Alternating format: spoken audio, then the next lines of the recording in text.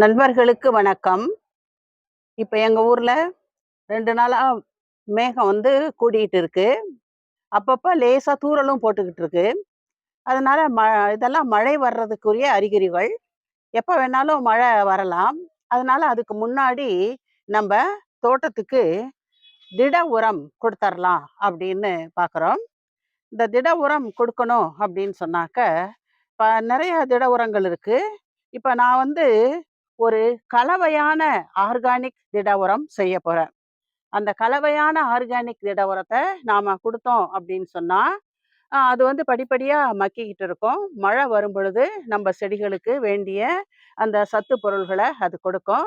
வாங்க இப்ப எப்படி அந்த ஆர்கானிக் திட உரத்தை, கலவை உரத்தை நாம செய்யலாம் அப்படிங்கிறத பார்ப்போம். இப்ப இங்க 7 விதமான பொருள்கள எடுத்து வச்சிருக்கோம். இந்த 7 விதமான பொருள்களும் என்ன அப்படின்னு பார்க்கலாம் வாங்க. இது மண்புழு உரம். இது பாருங்க. இது சாம்பல். இது வீட்டிலேயே தயார் பண்ணது. அதாவது முருங்கைக்கீரை, கருவேப்பிலை, வேப்பிலை, அப்புறம் ஆ வெங்காயம், பூண்டு தோலு, இதையெல்லாம் கடலை தோலு இதெல்லாம் சேர்த்து இத அரைச்சு வச்சிருக்கோம். எல்லாமே நம்ம வீட்டுக்குள்ள இருந்து எடுத்தது தான். காசு குடுத்து வாங்குனதில்ல. மண்புழு உரம் மட்டுமே ஒரு 3 கிலோ காசு குடுத்து வாங்கியிருக்கோம். இது பார்த்தீங்கன்னா, கிச்சன் வேஸ்ட் கம்போஸ்ட்டு. இந்த கிச்சன் வேஸ்ட்ல இருந்து செஞ்சது. இது பாருங்க, முட்டை ஓட்டு தோலு. இது வாழைப்பழத்தோலு, மாதுளம்பழத்தோலு, அப்புறம் அ ஆரஞ்சு பழத்தோலு, கொஞ்சம் முட்டையும் சேர்த்து அரைச்சு வச்சிருக்கோம். இது ரோஸ்க்கு போடுற உரத்தோட சேர்க்கிறதுக்கு. இப்ப இதுலயும் நாம கலப்பு உரம் செய்துக்கலாம். இங்க இது பார்த்தீங்க அப்படின்னாக்க, டீ தூளு. இது நமக்கு தெரியும். ம் மண்புழு உரம், என்பிகே, அதோட கூட பயிர்கள வளர்க்கக்கூடிய ஹார்மோன்களும் இருக்கு. இது இதுலயும் என்பிகே இருக்கு. மத்த சத்துக்களும் நுண்ணூட்ட சத்துக்களும் இருக்கு. இது நமக்கு தெரியும் கிச்சன் வேஸ்ட் மிகச்சிறந்த உரம்.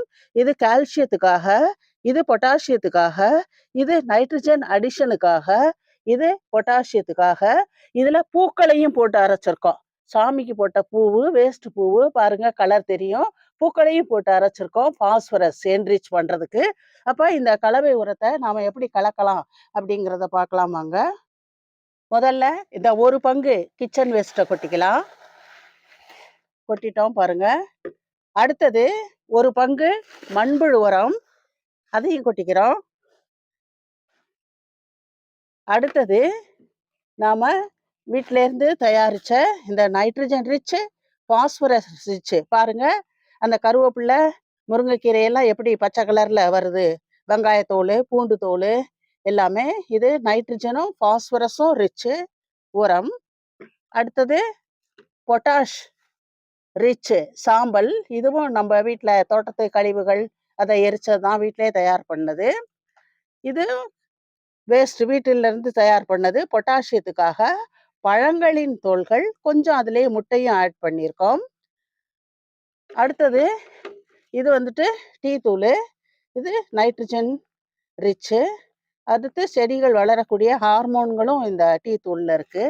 அடுத்தது இது பார்த்தீங்கன்னாக்கா முட்டைத்தோல், கால்சியம்.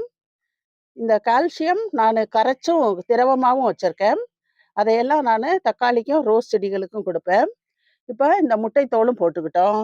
இதையெல்லாம் போட்டுட்டு இத தரோவா கலந்து விடணும். அப்படியே கலக்கணும். கம்ப்ளீட்டா இந்த கலப்பு உரத்த கலக்கணும். எல்லா சத்தும் எல்லா இடத்துலயும் இருக்கிற மாதிரி தரோவா கலந்து விடணும்.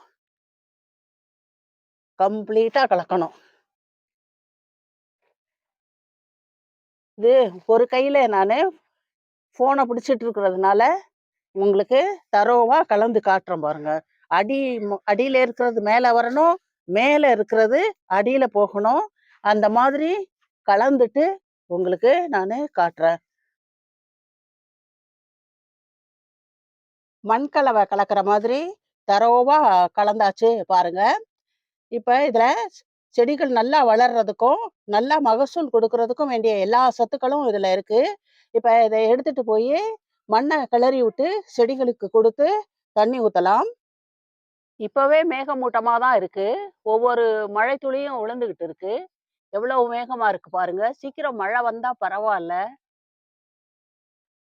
இப்ப உரம் கொடுக்க வந்துட்டோம். இது ஒரு புடலங்கா செடி. ஒரே இடத்துல எவ்வளோ புடலங்கா பிஞ்சு விட்டுருக்குன்னு பாருங்க. இங்கேயும் பிஞ்சுகள் விட்டு பெரிய பெரிய பிஞ்சுகளா வர ஆரம்பிச்சிருச்சு. இப்ப இந்த ஸ்டேஜ்ல நாம உரம் குடுத்துறலாம். முதல்ல மண்ண கிளறி விடலாம். இங்க ஆல்ரெடி நான் மண்ண கிளறி விட்டுருக்கேன். இங்க பாருங்க. இதுக்கு ஒரு நல்லா 2 கைக்கு மேல உரம் குடுத்துருவோம்.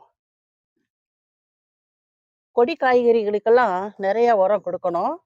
இந்த பக்கம் வேர் இருக்கிறதுனால, இங்க பாருங்க ஒரு சைடா வேர் இருக்கு. அதனால இங்கேயே இது இப்படியே செமி சர்க்கிள்ல குடுத்துறலாம். எவ்வளோ உரம் 3 கைக்கு மேல உரம் குடுக்குறேன் பாருங்க. குடுத்துட்டு கம்ப்ளீட்டா இத மண்ண போட்டு மூடிடலாம். நல்லா கலந்து விட்டுறலாம் மண்ணுல.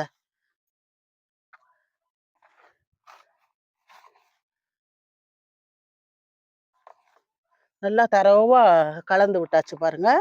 கலந்து விட்டுட்டு இதுக்கு தண்ணி குடுத்துறலாம்.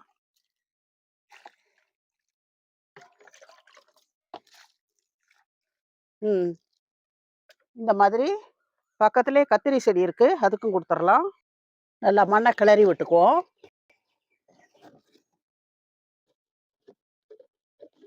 மண்ண கிளறிட்டு நல்லா இவ்வளோ நெறைய எடுத்து வேர சுத்தி போட்டு விடலாம். போட்டாச்சு. மண்ண தள்ளி மூடிடலாம்.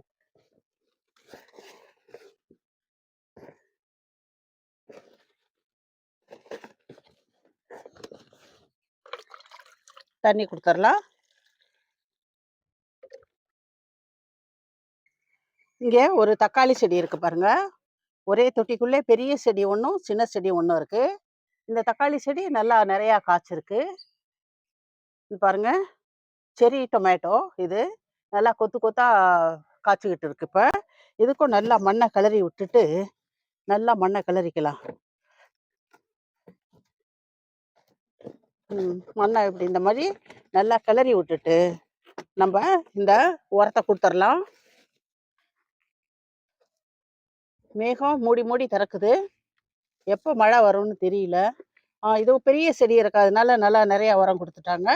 குடுத்துட்டு இப்படி மண்ண போட்டு மூடி விட்டுருவோம்.